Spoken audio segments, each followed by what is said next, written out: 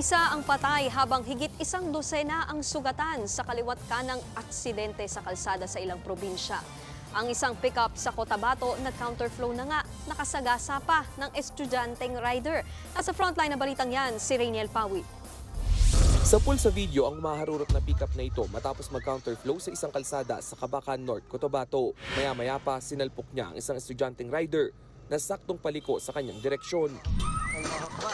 Tumila po ng ilang metro ang rider na walang suot na helmet. Sa lakas ng impact, nabalian ng buto ang biktima. Agad siyang dinala ng mga nakakitang residente sa ospital. Patuloy ang investigasyon sa insidente. Sa bayan ng Sanchez Mira sa Cagayan, nagkalat sa kalsada ang mga parte ng isang pampasaherong van at isang pickup matapos silang magsalpukan. Sa lakas ng impact, patay ang isang pasahero ng van, habang sugatan ang 12 pang sakay. Ligtas naman ang driver, pati ang 2 sakay ng pick-up. Ayon sa mga pulis, parehas na mabilis ang takbo ng 2 sasakyan.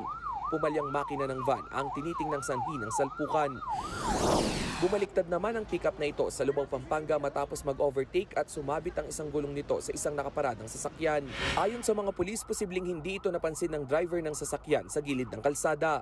Nagtamo siya ng ilang sugat matapos tumuob ang sasakyan. Nagpapagaling na siya sa ospital.